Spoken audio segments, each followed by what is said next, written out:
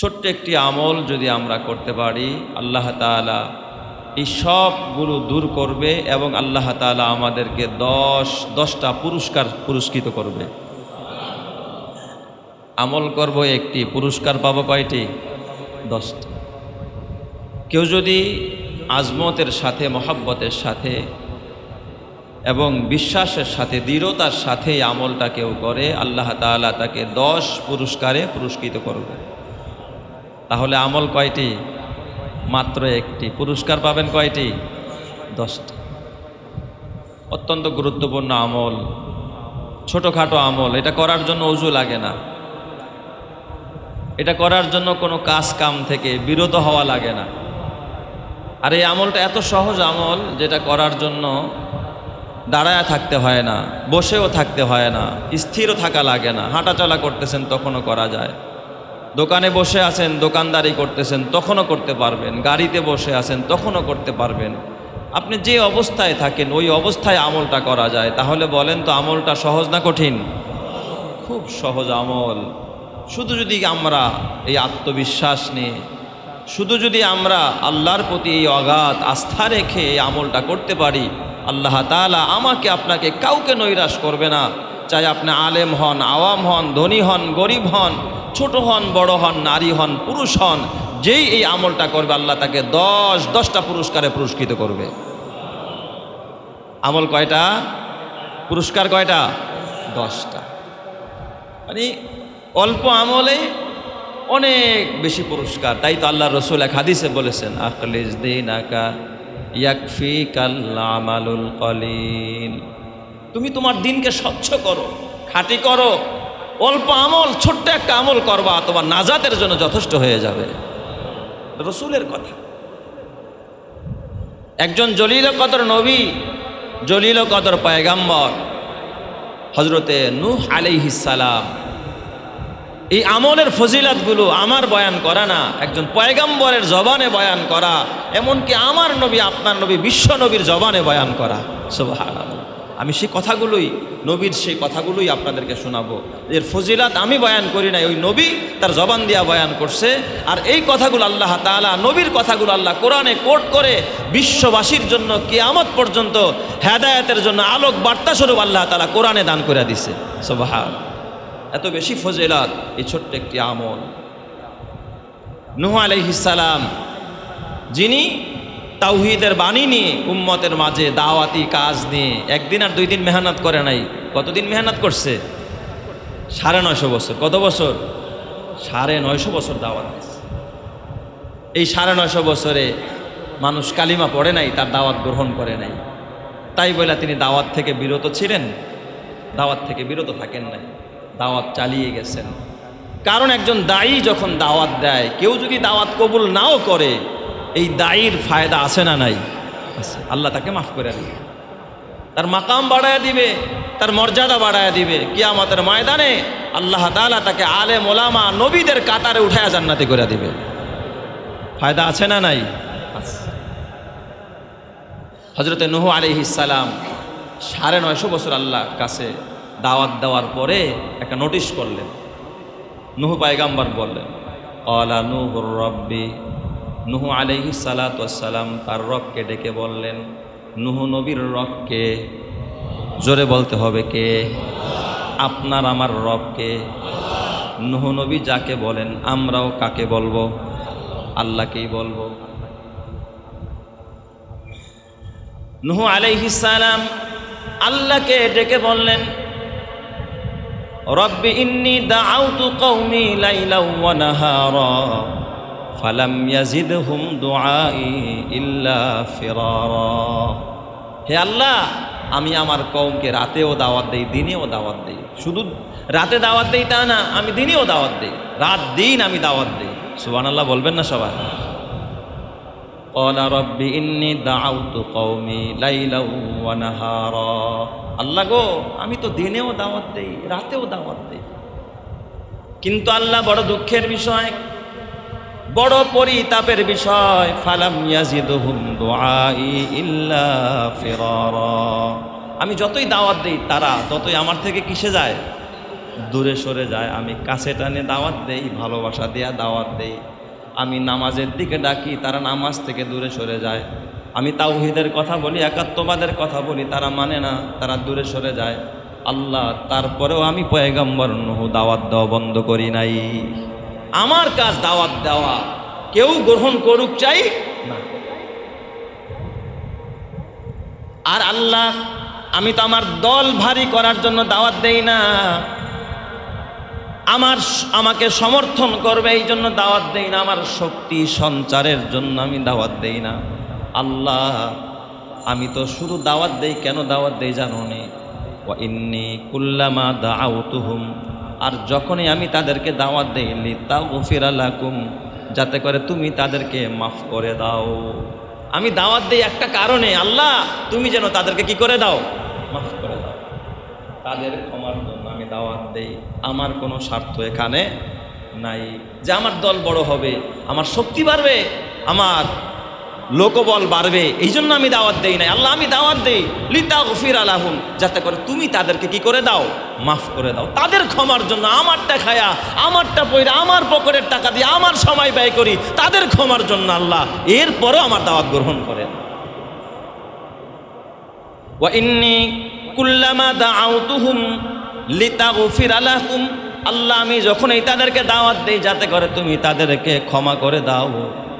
আল্লাহ, জাআলু আসাবিআহুম ফি আযানিহিম, আমার দাওয়াত পাইলে ওরা যেন আমার দাওয়াতি কথা শুনতে না পায়, এই জন্য কানের ভিতরে আঙ্গুল দিয়ে দেয়। কানের ভিতরে কি দেয়? জাআলু আসাবিআহুম, তাদের আঙ্গুলগুলো কানের ভিতরে ঢুকায়। জাআলু আসাবিআহুম ফি আযানিহিম, কানে আঙ্গুল দিয়া রাখে। নূহ নবী যখন দাওয়াত দেয়, হে আমার কওমের লোকেরা, তোমরা বলো কুলু লা ইলাহা ইল্লাল্লাহ তুফলিহুন, তোমরা লা ইলাহা ইল্লাল্লাহ, আল্লাহ ছাড়া কোনো ইলাহ নাই, এই কথার সাক্ষ্য দাও, সফল হয়ে যাবে। আল্লাহ, আমি তাদেরকে সফলতার দিকে আহ্বান করি, তাদেরকে আমি মুক্তির পথে আহ্বান করি। আল্লাহ, তাদেরকে তুমি যেন ক্ষমা করে দাও, এই জন্য তাদেরকে ডাকি, তাদের কল্যাণের জন্য আমি ডাকি, তাদের মঙ্গলের জন্য আমি ডাকি। তারা আমার দাওয়াত তো কবুল করে না, উল্টা তারা কোথায় আঙ্গুল দেয়? কানে আঙ্গুল দেয়। এই যুগেও যারা দাওয়াত দেয়, এরা কি নিজেদের সমর্থন বাড়ানোর জন্য দাওয়াত দেয়, না আপনার আমার মুক্তির জন্য দাওয়াত দেয়? আপনার আমার দুনিয়া ও আখেরাতের কিসের জন্য দাওয়াত দেয়? মুক্তির জন্য দাওয়াত দেয়। কারণ আপনি যদি নামাজি হয়ে যান, লাভ কার হবে? যে দাওয়াত দিল তার না, যে নামাজ পড়লো তার, যে নামাজ পড়লো তার। আপনি যদি মদ গাঞ্জা ছেড়ে দেন, লাভ কার হবে?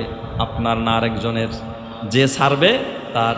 আপনি যদি ভালো হয়ে যান, লাভ কি আরেকজনের হবে না আপনার হবে?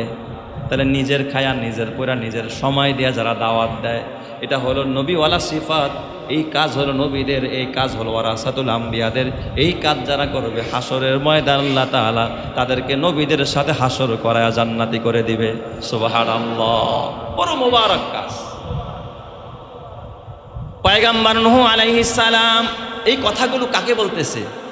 আল্লাহকে। কাকে বলতেছে? এগুলো মানুষের সামনে গিয়ে অভিযোগ করেন, আল্লাহ এত দাওয়াত, ভাই এত দাওয়াত দিলাম, এরা মানে না, এই এলাকায় আর দাওয়াত দিতাম না।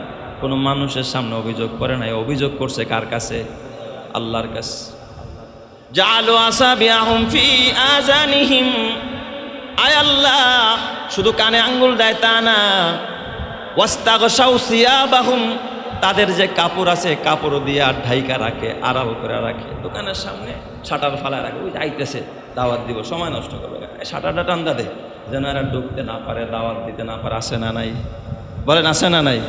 ঘরের দরজা খোলা, সাথীরা চিন্তা করছে এদেরকে গিয়া দাওয়াত দিবে, ওই যাইতেছে, মোল্লার আইতেছে, গেটটা লাগাইতে যেন ঢুকতে না পারে, পর্দারা টাইনাতে যেন দেখতে না পারে, এখান থেকে সৈরাজা যেন দাওয়াত দিতে না পারে। ওয়াস্তাগশাউ সিয়াবাহুম, কাপড় দিয়া ঢাইকা নেয়, মাথা ঢাইকা ফালায় যেন দেখতে না পায়। আয় আল্লাহ, আমি যখন এই দাওয়াত নিয়ে যাই, কানে আঙ্গুল দেয় 1 নম্বরের বাধা, 2 নম্বরের কাপড় দিয়া তারা ঢাইকা ফালায়, তাদেরকে যেন দেখা না যায়। শুধু কাপড় দিয়া ঢাকে তা না, ওয়াস্তাগশাউ সিয়াবাহুম ওয়া আসাররু, এবং তারা জিদ করে, জিদ দেখায়, মেজাজ দেখায়। এই মিয়া কাম পান না, আইজিরা খান, মসজিদের মধ্যে বৈশা বৈশা খান, পিকনিক করতেছেন, আর এখানে আইসেন আমাকে দাওয়াত দিতে, এরকম জিদ দেখা আসে না নাই? আমরা তো ব্যবসা করি, আমাকে সময় ডিস্টার্ব করে। ও আসারু এবং বাড়াবাড়ি করে, জিদ দেখায়, মেজাজ দেখায়। এই কথাগুলো আল্লাহ তাআলা সূরা নূহের ভিতরে আল্লাহ তাআলা নিজে বলতেছে, আমার বানানো কথা না। ও আসারু, এটা নূহ পয়গম্বর আল্লাহর কাছে অভিযোগ করে, আল্লাহ এরা কানে আঙ্গুল দেয় তা না, এরা কাপড় দিয়া ঢাইকা নেয় এটা শুধু না, আল্লাহ আরও বাধা দেয়। ও আসারু, এবং তারা বাড়াবাড়ি করে, সীমা লঙ্ঘন করে। আল্লাহ আমার সাথে জিদ দেখায়, মেজাজ দেখায়, আমার মেরা ফলানোর হুমকি দেয়। শুধু তাই না, ওয়াস্তাকবারু ইস্তিকবারা, আল্লাহ তারা নিজেদেরকে বড় মনে করে, অহংকার করে, অহমিকা করে। এই মোল্লা সোল্লা কই থেকে আইছিস, এই রকমের শব্দ ব্যবহার করে, আমার দাওয়াত তো গ্রহণ করে না। আল্লাহ এত বড় অদ্যত্ত তারা প্রদর্শন করে রব্বুল আলামিন। তারপরও আমি এত বছর পর্যন্ত দাওয়াত দিলাম, একদিন আর 2 দিন নয়, 950 বছর দাওয়াত দিলাম, তারপরেও আমি এত বাধার সম্মুখীন হইলাম, কোনোদিন দাওয়াত বন্ধ করি নাই। সুবহানাল্লাহ, আমি কি করি নাই? দাওয়াত বন্ধ করি নাই।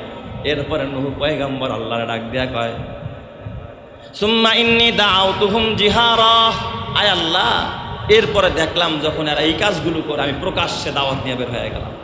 এখন আর গোপনে সোপনে দাওয়াত দেয় না, প্রথম গোপনে দাওয়াত দিস।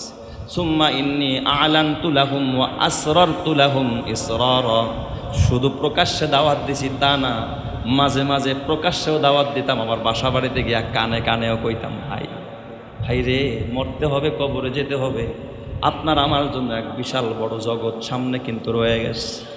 ওই মিজানে আপনি কেমনে পার হবেন, কি জবাব দিবেন রোজে মাহশারে? আয় আল্লাহ, সুম্মা ইন্নী আ'লানতু লাহুম, আমি এলান করে দাওয়াত দিতাম, ঘোষণা দিয়া দাওয়াত দিতাম। ওয়া আসরারতু লাহুম, আমি কানে কানেও তাদেরকে বলতাম যে তাদের আত্মমর্যাদায় লাগতে পারে, মানুষ শুনলে, এই জন্য গোপনে গিয়েও বাড়িতে দাওয়াত দিতাম। রব্বুল আলামিন ফালাম ইয়াজিদুহুম দুআই ইল্লা ফিরারা, আমি যতভাবেই দাওয়াত দেই, আমার দাওয়াত তাদেরকে দূরে সরায়া দেয়, কাছে আসে না। কোথায় চলে যায়? দূরে সরে যায়। নূহ পয়গম্বর এত চেষ্টার পর যখন দেখলেন এই কওম দাওয়াত গ্রহণ করে না, তখন আল্লাহর কাছে হাত তুইলা পয়গম্বর আবার দোয়া করতেছেন। আবার এই জাতির কাছে গিয়া বললেন, ও আমার জাতিরা, ও আমার কওমের লোকেরা, ফাকুল তুস্তাগফিরু রাব্বাকুম, তোমরা যত অন্যায় করো, পাপ করো, যত গুনাহ করো, লুণ্ঠন করো, তোমরা মাপে কম দাও, ভেজাল করো, অন্যায় করো, তোমরা জেনা করো, তোমরা সুদ খাও, মাপে কম দাও, বিভিন্ন অন্যায়ের সাথে তোমরা জড়িত। ফাকুল তুস্তাগফিরু রাব্বাকুম, তোমরা সবাই মিল্লা তোমার রবের কাছে ক্ষমা চাও, আমার দাওয়াত কবুল করো আর না করো, ক্ষমা চাও, আল্লাহর কাছে মাপ চাও। একটা আমল করো। কয়টা আমল? একটা আমল করো। এই বাবা, যে আমলটার কথা আমি বলতে চাইছিলাম, এখান থেকে ওই আমলটা শুরু হয়ে গেছে। একজন পয়গম্বর তার উম্মতকে আমল শিখাইতেছে, একটা আমল যদি করতে পারো, এই আমলটা যেই বান্দা করবে, চাই ওই যুগের উম্মত হোক আর এই যুগের উম্মত হোক, আমার নবীর উম্মত হোক, কেউ যদি এই একটা আমল করে, আমার আল্লাহ রব্বুল আলামিন তার আমল নামার মধ্যে 10টা পুরস্কার লেখা দিবে। সুবহানাল্লাহ। পুরস্কার কয়টা? 10টা। 1 নাম্বার, আল্লাহ তাআলা বললেন, নূহ নবীরে দিয়ে আল্লাহ বলায়, ফাকুল তুস্তাগফিরু রাব্বাকুম, তোমরা তোমাদের রবের কাছে ক্ষমা চাও, রবের কাছে মাপ চাও, রবের কাছে তোমরা ক্ষমা চাও, বেশি বেশি তোমরা ইস্তেগফার করো। আস্তাগফিরুল্লাহ বলেন সবাই, আরে মোহাব্বত নিয়ে বলেন আস্তাগফিরুল্লাহ। তার মানে হল, আল্লাহ তুমি আমারে কি করে দাও? ক্ষমা করে দাও। আমরা সবাই গুনাহগার, আমরা সবাই পাপী তাপী।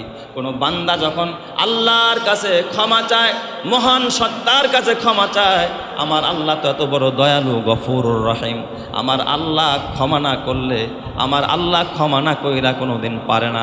বান্দা ক্ষমা চাইতে দেরি, আমার আল্লাহর ক্ষমা করতে একটা সেকেন্ডও সময় লাগে না। সুবহানাল্লাহ।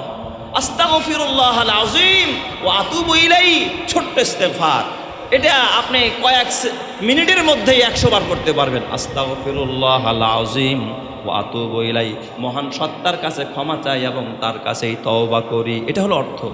আস্তাগফিরুল্লাহাল আযীম ওয়া আতুবু ইলাইহি, মহান সত্তার কাছে ক্ষমা চাই এবং তার কাছে আমি তওবা করি। এই কথা যদি কেউ ডেলি 100 বার করে পড়ে, তার আমল নামায় যদি পাহাড় পরিমাণও গুনাহ হয়, সমুদ্রের ফেনা রাশি পরিমাণও গুনাহ হয়, আল্লাহ তাআলার সাথে সাথে সব মাফ করে তারে পবিত্র বানায়া দেয়। সুবহানাল্লাহ। ফাকুলতু আস্তাগফিরু রাব্বাকুম, রবের কাছে ক্ষমা চাও। 10টা পুরস্কার পাইবা। 1 নম্বরের পুরস্কার সূরা নূহের মধ্যে আল্লাহ তাআলা বলেন, ইন্নাহু কানা গফফারা, আল্লাহ তোরে ক্ষমা করে দিবে, আল্লাহ তোরে মাফ করে দিবে, আল্লাহ তোরে পবিত্র বানায়া দিবে। জোরে কান্না আল্লাহু আকবার। আল্লাহ একেবারে ক্ষমা করে দিবে। ফাকুলতু আস্তাগফিরু রাব্বাকুম ইন্নাহু কানা গফফারা, এটা হলো 1 নম্বরের পুরস্কার। 2 নম্বরের পুরস্কার ওয়া ইউরসিলিস সামাআ আলাইকুম মিদরারা, আল্লাহ আকাশ থেকে মুষলধারে রহমত বর্ষণ করতে থাকবে। সুবহানাল্লাহ। কত রহমত দরকার আপনার ঘরে ঘরে? আপনার কত টাকা দরকার? কত শান্তি দরকার? আপনার কত অর্থের প্রয়োজন? আল্লাহ তাআলা বলে ইউরসিলিস সামাআ আলাইকুম মিদরারা, আমি আল্লাহ আকাশ থেকে রহমতের বারিশ, রহমতের বাড়িধারা আমি আল্লাহ মুষলধারে দিয়া দিব, মানে লাগাতার দিয়া দিব। এই রকমের গজবের বৃষ্টি না, যেই বৃষ্টির কারণে মানুষের ক্ষতি হয়। এই রকমের রহমত আল্লাহ দিবে না।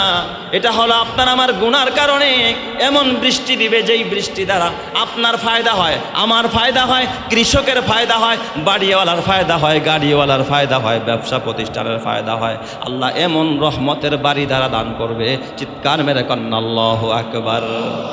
ইউরসিলিস সামাআ আলাইকুম মিদরারা, আল্লাহ মুষলধারে রহমত আর বরকত বর্ষণ করতে থাকবে। কয়টা ফায়দা গেল? 2টা। 2 নম্বর পুরস্কার। 3 নম্বরের পুরস্কার আল্লাহ তাআলা বলে ওয়ায়ুমদিদুকুম বিআমওয়াল, আমি তোমাদেরকে মাল দিয়া সাহায্য করব। তোমরা যদি ক্ষমা চাও, মাপ চাও, আমি তোমাদের সম্পদ বাড়ায় দিব, মাল দিয়া সাহায্য করব, সম্পদ দিয়া সাহায্য করব। আমরা তো সম্পদের পিছনেই পড়ে আছি। ঠিক বললাম না বে? ঠিক বললাম। ইস্তেগফার করলে সম্পদ বাড়ায় দেয় কে? এটা ওয়াদা করছে কে? আল্লাহ নিজে কিন্তু ওয়াদা করছে। ওয়ায়ুমদিদুকুম বিআমওয়াল, আমি মাল বাড়ায় দিব, আমি মাল বাড়ায় দিব। এটা 3 নম্বরের পুরস্কার। 1 নম্বরে ক্ষমা করে দিব, 2 নম্বর আকাশ থেকে মুষলধারে রহমত নাজিল করব, 3 নম্বর আমি তোরে মাল দিয়া সাহায্য করব, মানে মাল বাড়ায় দিব। শুধু মাল বাড়াবে তা না, আল্লাহ তাআলা বলে আমার 4 নম্বরের পুরস্কার ওয়ায়াজআল লাকুম জান্নাত, আমি আল্লাহ বাগ বাগিচা দিয়া তোরে ভইরা দিব। সুবহানাল্লাহ। এই ওয়াদা কার? এটা কি হাদিসের কথা না কোরআনের কথা? কোরআনের কথা। ওয়ায়াজআল লাকুম জান্নাত, জান্নাতুনের বহু বচন হলো জান্নাত, মানে বাগ বাগিচা ভইরা যাবো। তোর একটা গ্যারেজ আছে, 5টা গ্যারেজ হয়ে যাবে, বাড়ি একটা আছে, 5টা হয়ে যাবে। শুধুমাত্র ইস্তেগফার করতে থাক। ওয়ায়াজআল লাকুম জান্নাত, আল্লাহ তাআলা বলেন আমি আল্লাহ তার বাগ বাগিচা দিয়া আমি ভইরা দিমু। এরপর আল্লাহ তাআলা বলে ওয়ায়াজআল লাকুম জান্নাতিন ওয়ায়াজআল লাকুম আনহারা, তোর যে সমস্ত পুকুর আছে, পুকুরে পানি থাকে না, আমি পানি বাড়ায়া দিব, মাছ থাকবে। একটা সময় এমনও ছিল বাড়ির ঘাটায় পিছনে সামনেও পুকুর, পেছনেও পুকুর, গ্রামগঞ্জে পেছনের পুকুরেও মাছে ভরা, সামনের পুকুরেও মাছে ভরা। এখন দেখবেন পুকুর আছে, পানি নাই, পানি আছে। ঠিক না বে? ঠিক। মাছ যদি ছাড়ে তাও দেখবেন ওই বন্যা একটা এসে সব কি করছে, নিয়ে গেছে, বরকত নাই। আল্লাহ তাআলা বলেন আমি আল্লাহ ওয়ায়াজআল লাকুম জান্নাত ওয়ায়াজআল লাকুম আনহারা, আমি তোর নদ নদী পুকুরগুলো ভরে দিমু। এখন নদী আছে কিন্তু মাছ নাই, পদ্মা আছে ইলিশ নাই, এখন দেখবেন যমুনা আছে পাঙ্গাস নাই, মাছ নাই। নদীগুলো পানি মাছ শূন্য হয়ে গেছে, পুকুরগুলো পানি শূন্য হয়ে গেছে। ফোরাত নদী শুকায়া যাবে, পানি থাকবে না। ইস্তেগফার বাড়ায়া দাও, আমি আল্লাহ বাগ বাগিচাগুলো পানি দিয়া ভরা দিমু, তোমার হাওর বাওরগুলো পানি দিয়া ভরা দিমু। এখন গ্রামের মানুষ দেখবেন কৃষকেরা পানির জন্য কাঁদে, কারণ যেই জমিনে পানিতে ডুবে না ওই জমিনে ফসল ভালো হয় না। যেই জমিনগুলো পানিতে ডুইবা যায় ওই জমিনের মধ্যে এঁটেল মাটি পড়ে, একটা শর্করা মাটি পড়ে, ওই মাটিটা পড়লে ফসলের উৎপাদনটা আরো বেড়ে যায়। আল্লাহকে আমি পানি দিয়া তোরে ভরা দিমু। এরপর আল্লাহ তাআলা বলেন ওয়ায়াজআল লাকুম জান্নাতিন ওয়ায়াজআল লাকুম আনহারা, আল্লাহ তাআলা ওয়ায়ুমদিদুকুম বিআমওয়াল, আমি মাল বাড়ায়া দিমু। এরপর আল্লাহ তাআলা আরেকটা পুরস্কার দিবে, 5 নম্বর ওয়াবানিন, তোর ঘরে সন্তান নাই আমি সন্তান দিয়া দিমু। সুবহানাল্লাহ। কার ওয়াদা? আল্লাহর ওয়াদা। ইস্তেগফার করেন সন্তান পাবেন, ইস্তেগফার করলে সন্তান পাওয়া যায়, এটা আল্লাহর ওয়াদা। নূহ পয়গম্বরকে দিয়ে আল্লাহ তার জাতিকে বলাইছে এই কথাটা।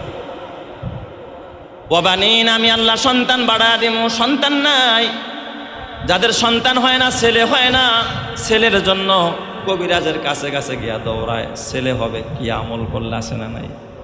আরে মিয়া, যে আমল করলে ছেলে হবে ওই আমলটা হলো কি? ইস্তেগফার। ওই আমলটা কি? ইস্তেগফার। বলেন না আস্তাগফিরুল্লাহ, জোরে মহব্বতের সাথে বলেন আস্তাগফিরুল্লাহ। ওয়াবানিন ওয়ায়াজআল লাকুম আনহারা, আল্লাহ তাআলা বলেন আমি সব বাড়া দিমু। এখানে বাবা 5টা। এরপরে হাদিস শরীফের মধ্যে আল্লাহর রসুল আরো 3টা বলেছেন। আল্লাহর রসুল হাদিস শরীফের মধ্যে বলেন মান লাজিমাল ইস্তেগফার, যে ব্যক্তি বেশি বেশি করে ইস্তেগফার করবে, সব সময় ইস্তেগফার করবে, আল্লাহর রসুল বলেন হাদিস শরীফের মধ্যে জাআলাল্লাহু লাহু মিন কুল্লি দিকিন মাখরাজা, আল্লাহ তার সব সংকটগুলো দূর করে দিবে। কোনো সংকট থাকবে না, সে কখনো সংকটে পড়বে না, সে কখনো চাপে পড়বে না, আল্লাহ সব চাপগুলো দূর করে দিবে। জোরে কোন সুবহানাল্লাহ।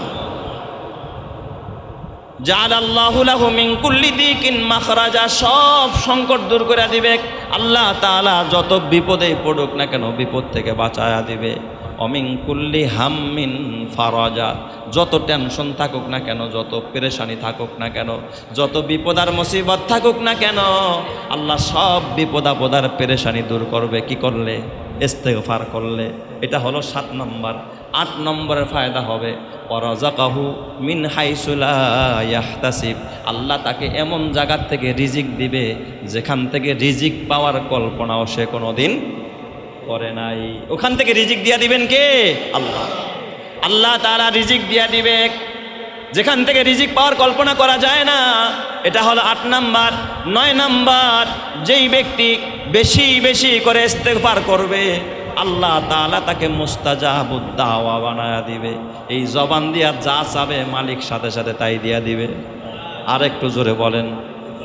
চাইতে দেরি হবে, আল্লাহ দিতে দেরি করবে না, মুস্তাজাবুদ দাওয়া হয়ে যাবে। যে ডেলি 100 বার তওবা করবে, ইস্তেগফার করবে, আস্তাগফিরুল্লাহাল আযীম ওয়া আতুবু ইলাইহি আদাদা খালকিহি ওয়া রিজা নাফসিহি ওয়া জিনাতা আরশিহি ওয়া মিদাদা কালিমাতিহি। আল্লাহ গো মহান আল্লাহ, তোমার কাছে ক্ষমা চাই, তোমার কাছে তওবা করি। আকাশের সকল নক্ষত্র পরিমাণ, আল্লাহ সকল সৃষ্টির পরিমাণ, এর চাইতে বেশি তওবা আমি তোমার কাছে করলাম। এই তওবা যদি কেউ করতে পারে আল্লাহ তার জিন্দেগির গুনাহগুলো মাফ করে আল্লাহ তার দুনিয়া ও আখিরাতের সকল প্রয়োজনগুলো পুরা করে দিবে। সুবহানাল্লাহ। 10 নাম্বার, কেউ যদি নিয়মিত তওবা করে, কেউ যদি নিয়মিত ইস্তেগফার করে, আমার রব্বুল আলামিন তার মর্যাদাকে আকাশচুম্বী বানায় দিবে, তার সম্মান বেড়ে যাবে। দুনিয়ার মানুষ যে যেখানেই থাকুক না কেন তাকে ইজ্জত করবে, সম্মান করবে, তাকে দেখবেন সবাই ইজ্জত করে। কারণ আল্লাহ যারে পছন্দ করে, আল্লাহ যারে মহব্বত করে, আল্লাহ যাকে ভালোবাসে তাকে মানুষও ভালোবাসে। কারণ আল্লাহ ভালোবাসলে জিব্রাইলে ঘোষণা দেয়, ও জিব্রাইল এই লোকটারে আমি ভালোবাসি, তোমরাও ভালোবাসো। ফেরেশতারা তখন জমিনবাসীকে ঘোষণা দেয়, হে জমিনবাসী এই লোকটাকে আল্লাহ ভালোবাসে, জিব্রাইল ভালোবাসে, আমরা ফেরেশতারাও ভালোবাসি, তোমরাও ভালোবাসো। তখন জমিনবাসী তাকে ভালোবাসতে আরম্ভ করে। এই জন্য আপনি যত বেশি ইস্তেগফার করবেন আপনাকে আমাকে ক্ষমা করেন দিবেন যিনি তিনি কে। এই জন্য একটা আমল করবেন, পুরস্কার পাবেন কয়টা? 10টা। সহিহ হাদিস দ্বারা এবং কোরআনের আয়াত দ্বারা প্রমাণিত। কিন্তু আমরা ইস্তেগফার করতেই চাই না। ইস্তেগফারের জন্য ওযু লাগে না, ইস্তেগফারের জন্য বৈশা বৈশা করা লাগে না। দাঁড়াইছেন, দাঁড়ায়ও ইস্তেগফার করতে পারেন, হাইটা চলেও করতে পারেন। আস্তাগফিরুল্লাহ শোনায়া শোনাও করা দরকার নাই, চুপে চুপে তসবিহও লাগে না, মনে মনে বলতেছেন আস্তাগফিরুল্লাহ আস্তাগফিরুল্লাহ আস্তাগফিরুল্লাহ, আস্তাগফিরুল্লাহ। যে যত বেশি ইস্তেগফার করবেন, ইস্তেগফারের পরে আল্লাহকে যদি বলেন আল্লাহ আমাকে এটা দাও, আল্লাহ তুমি আমাকে ওটা দাও, আল্লাহ সাথে সাথে দিবে। কারণ ইস্তেগফার করলে জবানটা মুস্তাজাবুদ দাওয়া হয়ে যায়, জবানটা পবিত্র হয়ে যায়। ওই জবান দিয়ে আল্লাহর কাছে যা চায় আল্লাহ সাথে সাথে তাই দিয়া দেয়। এই জন্য আজকে থেকে আমরা বেশি ইস্তেগফার করবো। রাজি আছেন তো সবাই ইনশাআল্লাহ? আল্লাহ তুমি সবাইকে কবুল করো, জোরে কান আমিন। আল্লাহ আমার সবাইকে তুমি মাফ করে দাও, জোরে কান আমিন। এ আমার বাজান, পূর্ববর্তী যুগের এক ঘটনা হাকিমুল উম্মত তার পছন্দিদা ওয়াকিয়া নামক কিতাবের মধ্যে লেখে। পছন্দিদা ওয়াকিয়া মানে নির্বাচিত কিছু ঘটনা, থানবী রহমাতুল্লাহ আলাইহির। এখানে এক ঘটনা লেখছে, এক কাফন চোর কাফন চুরি করে। কাফন চুরি করা ভালো কাজ না খারাপ কাজ? খারাপ কাজ। মানুষ মারা গেলে কাফন চুরি কইরা ওইটা ধৌত কইরা বাজারে নিয়ে কি করে? বিক্রি করে। এদিকে এসে চলে। এই কাফন চোর কাফন চুরি করে। তার এক আপন চাচি, এই চাচি আম্মা বড় পরহেজগার, চিন্তা করলো আমার ভাতিজার তো স্বভাব খারাপ, যে মারা যায় তার এই কাফন চুরি করে, তাহলে চোরার কাছে তো কোনো মা মাসি নাই, আসে নাকি? চোরাই তো ধর্মের কাহিনী শোনে না। আমি মরে গেল আমারে দাফন করলেও আমার উলঙ্গ করে কাফন চুরি করতে ভুল করবে না। এই বেচারি খুব একজন আল্লাহর প্রিয় বান্দি, সে একদিন নির্জনে ভাতিজারে ডাকছে। ডাইকা ভাতিজারে বোঝায়, ও আমার ভাতিজা, আমি তোমার চাচি মায়ের মতো, তোমার তো একটা স্বভাব, তোমার তো একটা অভ্যাস কাফন চুরি করা। তোমার হাতে পায়ে ধরে বলি, আমি যদি মারা যাই তুমি আমার কাফন চুরি কইরো না। আমার একটা কাফন বাজারে নিলে তুমি কয় টাকা বিক্রি করতে পারবা? কয় 10 দিরহাম। তার মানে হয়তো বা এই যুগের মনে করেন 100 বা 200 টাকা বা 300 টাকা সর্বোচ্চ। ওই চাচি আম্মা ডাক দেয়া কয়, বাজান তুই আমার ভাতিজা, নে তরে আমি 500 টাকা হাদিয়া দিয়া দিলাম। মানে কাফন চুরি করলে যেই টাকাটা পাইতি তার কয় গুণ? 2 গুণ দিয়া দিলাম, যাতে করে তুই আমার মরার পরে আমার কাফনটা আর কি করিস না, চুরি করিস না। অ্যাডভান্স কি দিয়া গেছে? টাকা দিয়া গেছে। নে তরে 500 টাকা দিলাম, তুই সবারটা চুরি করস তো করস, তোর করতে বলি না, করিস না, তবে আমারটা অন্তত তুই করিস না। ওই কাফন চুরি করলে যা পাতি তার থেকে কি দিয়ে গেলাম? বেশি তোরে দিয়ে গেলাম। 500 টাকা কারে দিছে? চোর, কাফন চোরে দিছে। কাফন চোর টাকা পাইছে, এখন কি লোভ কমছে না আরো বাড়ছে? আরো বাড়ছে।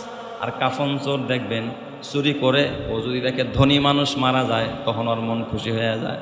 চিন্তা করে ধনী মানুষের কাফনটাও একটু কি হয়? দামি হয়। গরিব মানুষের কাফনের কাপড়টাও একটু কি হয়? কম দামি হয়। তো দামিটা চুরি করতে পারলে টাকাও কি পাওয়া যায়? একটু বেশি পাওয়া যায়। আল্লাহর কি নীলা, আল্লাহর কি কুদরতের কারিশমা। কিছুদিন পর ওই চাচি আম্মা যখন মারা যায়, মারা যাওয়ার পর যেদিন তাকে দাফন করা হয়, দাফনের রাতের বেলায়, দিনের বেলায় দাফন করছে, রাতের বেলায় চোর তো মানুষকে দাফন করলে আর ঘুম হয় না। রাতের বেলায় বউরে ডাক দিয়া কয়, বিবি গ কোদাল আর খন্তি দে। কয় এই স্বামী আমার কোদাল আর খন্তি দিয়া কি করবা? কয় তুই কি জানোস না চাচি যে মারা গেছে কাফন চুরি করতে হবে? চাচি মরছে, কাফন নামতে হবে না? 2-1 দিন গেলেই তো কাপড়টা কি হয়ে যাবে? নষ্ট হয়ে যাবে। তাজা তাজা চুরি করলে তো কাপড়টা ভালো থাকবে, দামও ভালো পাবো।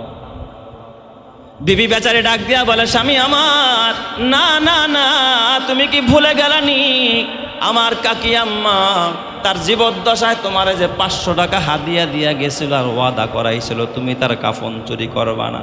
স্বামী আমার, তোমার হাতে ধরি পায়ে পড়ি, না না, এমন একজন দিনদার আবেদা মহিলা, তার কাফনের কাপড় চুরি কইরো না, তাকে তুমি বিবস্ত্র করো না, উলঙ্গ কইরো না, যাইও না। কিন্তু চোরায় শোনে না ধর্মের কাহিনী, অনুমতি ছাড়াই শাবল আর খন্তি নিয়া কবরস্থানে চলে গেছে। বিবি বেচারায় রাতের বেলায় অজু বানাইয়া যায় না, মাঝে সেজদায় পড়া কান্দে আর আল্লাহ গো, আমার ভাগ্যে তুমি এমন একজন স্বামী মিলাইলা যেই স্বামীটার স্বভাব ভালো না। আল্লাহ, আমি বিবি হইয়া তোমার কাছে সেজদায় পড়া কাঁদি, আমার স্বামীরে তুমি ভালো বানায়া দাও। ও তো স্বভাব খারাপ, কাফন চুরি করে। আল্লাহ গো, তোমার কাছে অভাব নাই। সেজদায় পড়া যখন আল্লাহর কাছে দোয়া করে, স্ত্রীর দোয়াও স্বামীর ব্যাপারে কবুল করে কে? আবার স্বামী যদি স্ত্রীর জন্য দোয়া করে এটাও কবুল করে কে? আল্লাহ। বিবি দোয়া করতেছে, এই দিক দিয়ে যখন দোয়ায় ভেঙে পড়েস, ওই কাফনচোর কবরস্থানে গিয়া কাকির কবরের উপরের মাটিগুলো আগে হাত দিয়ে সরায়, বাঁশের চালিয়া যখন উঠায়, রাতের বেলা অন্ধকার দেখা যায় না, যখন বাঁশের চালিগুলো উঠাইছে, এবার ওই কবর থেকে হঠাৎ করে দেখে ওই চাচি আম্মা খপ করে তার হাতটাকে ধরে ফেলছে। সুবহানাল্লাহ জোরে কোন সবাই। কবর থেকে হাত ধরে ফেলছে, হাত ধরে ডাক দিয়া বলে, আমার ভাতিজা, তোরে না আমি জীবদ্দশায় 500 টাকা দিছিলাম, বলছিলাম আমার কাফন চুরি করবি না, তুই তো একটা মুনাফেক, ওয়াদা খেলাপকারী, তুই আবার আমার কাফন চুরি করতে আসলি। তখন ভাতিজা ডাক দিয়া কা, চাচি আম্মা, আমি যদি মুনাফেক হই, তুমি তো বড় মুনাফেক। কয় কেমনে? কয় তুমি তো মরছো, মইরা কেমনে আবার জিন্দা রইলা? তুমি তো বড় মুনাফেক, কারণ আমি জানি তুমি মইরা গেছো কাফেনে মোড়ানো, জীবনে এত কাফন চুরি করলাম, জিন্দা পাইলাম না। কাকি গো, তুমি কেমনে জিন্দা? তাহলে তুমি বড় মুনাফেক। আমি যদি ছোট মুনাফেক হই, তুমি হইবা কয় নম্বর? বড় মুনাফেক। কাকি ডাক দেয়া কয়, না রে না, তুই তো জানোস না, যারা আল্লাহর ওলি হয়, আল্লাহ যাদেরকে কবুল করে ফেলায়, তারা মুর্দা থাকে না, আল্লাহ তাআলা তাদেরকে কবরের মধ্যে জান্নাতের নিয়ামত দিতে আরম্ভ করে দেয়। এই কথা যখন বলছে, লোকটার কলিজার মধ্যে আঘাত লেগে গেছে। ডাক দেয়া বলে, ভাতিজা ভালো হয়ে যা, সাবধান হয়ে যা, তওবা কর, আল্লাহর কাছে ক্ষমা চা। ও কাকি, ভালো হওয়ার রাস্তা জানি না, তুমি আমার রাস্তা বলে দাও। কয় এই যুগের মধ্যে একজন বড় বুজুর্গ আছে, তার নাম শেখ সাদি রহমাতুল্লাহ আলাই, বড় আলেম, বড় জগৎ বিখ্যাত আল্লাহর ওলি, তার কাছে যা, তার কাছে গিয়া তওবা কর, আল্লাহ তোরে মাফ করে দিবে। সুবহানাল্লাহ। অমনি হাতটা ছাইড়া দিয়া দৌড় মারা রাতের বেলায় শেখ সাদির ঘরের মধ্যে আওয়াজ দেয়। শেখ সাদি জিগায়, কে? কয় আমি অমুক। কয় কি রে, এত রাত্রে আমার বাসায় কেন? এখানে তো কেউ মারা যায় নাই, কোনো কাফন নাই, তুমি তো কাফন চুরি তোমার নেশা, কাফন চুরি তোমার পেশা, তুমি কেন এখানে আসলা? কয় আল্লাহর ওলি গো, কাফন চুরি করতে আসি নাই, আপনি আমারে তওবা করায়া দেন। কয় ওযু বানা। কয় আমি ওযু বানাইতে পারি না, আমারে দেখায়া দেন। 2 বদনা পানি, 1 বদনা শেখ সাদি নিলেন, 1 বদনা তারে দিলেন, ওযু বানানো শিখাইলেন। এরপরে কয় নামাজে দাঁড়ায় যা, কয় নামাজ পড়তে পারি না, দেখায় দিলেন এমনি দাঁড়া। এরপরে যখন রুকু থেকে সেজদায় ফালাইলেন, সেজদায় গিয়া যখন সুবহানা রাব্বিয়াল আলা বলে ডাক দিলেন, শেখ সাদি রহমাতুল্লাহ আলাই নিজে ওযু বানায় যায় নামাজে পড়ে আল্লাহকে ডাক দেখ, আল্লাহ লোকটা অপরাধী, তোমার কদমে আইনা ফালাইছি, ভালো হতে চায়, ক্ষমা চায়, তুমি তারে মাফ করে দাও। আল্লাহ তাআলা শেখ সাদির চোখের পানির বরকতে আল্লাহ তাআলা শেখ সাদিকে ওই সেজদায় ঘুম পাড়া দিলেন। শেখ সাদি ঘুমের মধ্যে, স্বপ্নের মধ্যে দেখতেছে এই কাফন চোরটা দুনিয়ার জমিনে নাই, খোদার জান্নাতের মধ্যে বিচরণ করতেছে। চিৎকার মেরে কন্না আল্লাহু আকবার। সুবহা বরকাফ তাওবা বরলাব দিল পুরা যাও কে গুনা, সুবহা বরকাফ তাওবা বরলাব দিল পুরা যাও কে গুনা, মাসিয়াত রাখন দামি আয়াত বার ইস্তেগফার মা। এই জন্য ইস্তেগফার করলে আল্লাহ মাফ করে দেয়। আল্লাহ ওই কাফন চোরকে ক্ষমা করে দিছে, তার গুনাহ মাফ করে তার জান্নাতি বানায়া দিছে। সুবহানাল্লাহ। এই জন্য আজকে থেকে পণ করবেন যে আমরা দৈনন্দিন জীবনে অন্তত ইস্তেগফার ছাড়া যেন আমার একটা দিন অতিবাহিত না হয়। কারা কারা পারবেন একটু আল্লাহরে হাত দেখাই। আল্লাহ আমার সব ভাইকে কবুল করো, সবাই বলে আমিন। ওয়া আখিরি দাওয়ানা আলহামদুলিল্লাহি রাব্বিল আলামিন। যারা সুন্নত পড়ি নাই সুন্নত পড়ে নেই।